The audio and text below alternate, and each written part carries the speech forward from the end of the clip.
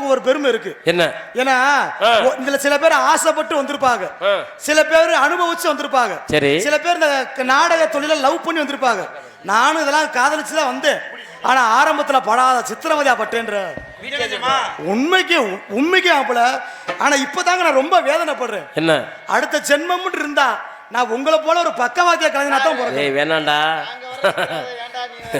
நீ பாட்டுல போய் நீ வந்து என்ன மிஞ்சி மிஞ்சி போனா கொஞ்ச நேரம் நோட்டி வச்சுப்போம், மக்களை சந்தோஷமா ஓடிடுவோம். சரி, விடிய விடிய நாங்க இது வலிக்க நானா ரொம்ப சிரமப்பட்டுக்கிட்டு இருக்கேன்டா. நீங்க உங்களுக்கு அது பெருசா தெரியுது, இங்க நிக்கிறது உங்களுக்கு பெருசா தெரியாது.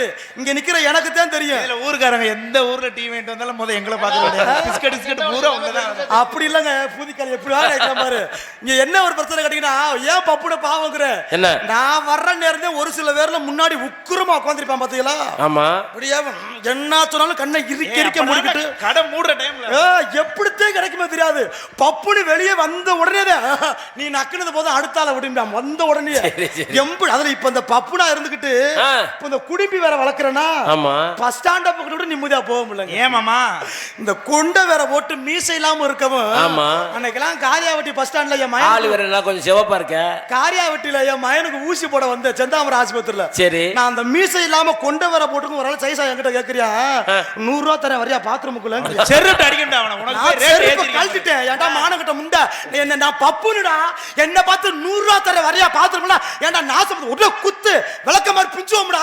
ஒழுக்கமா 1500 கூட அப்பதான் வருவேன்.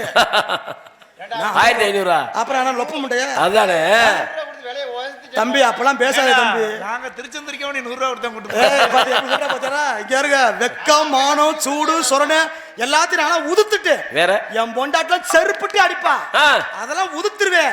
வெள்ளிக்கிழமான விளக்கமாத்த கொண்டு அடிப்பா, செவ்வாய்க்கிழமான செருப்புட்டு அடிப்பா, சனிக்கிழமான சாணியை கரைச்சு ஊத்துவா, புதன்கிழமான புரட்டி போட்டு அடிப்பா, வெய்யாலக்கிழமான வீதி வீதா விரட்டி போட்டு அடிப்பா, ஞாயிற்றுக்கிழமான நக்க விட்டு அடிப்பா. இதையும் பெருமையா சொல்லியாட நீனு. அப்படி இல்லங்க, ரோசப்பட மாட்டேன். சரி, இப்ப இங்க நாகம்மா கோயில்ல ஆத்தா நாகத்தாத சாமி. ஆமா, அங்க இருக்கிற சாமிக்கும் சரி அங்க ஓதுற பூசாரிக்கு என் பொண்டாட்டிக்கு ஒரு ஒத்துமை இருக்குங்க. அது என்ன ஒற்றுமை இருக்கு? ஓம் பொண்டாட்டி எங்க இருக்க, உங்களுக்கு என்ன ஒற்றுமை? நாகம்மா கோயில்ல இருக்கிற பூசாரிக்கு என் பொண்டாட்டிக்கு ஒரு ஒத்துமை இருக்கு. என்ன ஒற்றுமை யாருக்கா தெரியுமா? நான் சொல்லவா? கோயில்ல பூசாரி சாமிய மந்திரத்தால அர்ச்சனை பண்ணுவாரு. சரி, ஆனா என் பொண்டாட்டி என்ன மானக்கடை கட்ட அர்ச்சனை பண்ணுவா. எப்படி? கோயில் 5 மணிக்கு ஒண்ணு படிக்கும்ல, அது வேற என்ன? ஆமா, சுப்ரபாதம். சுப்ரபாதம் எப்படி படிக்கும்? எப்படி? கௌசல்யா சுப்ரஜா ராம பூர்வா சந்தியா பிரபத்பதே உத்திட்ட நர்த்தா தூவம் கௌசல்யம் தெய்வமா.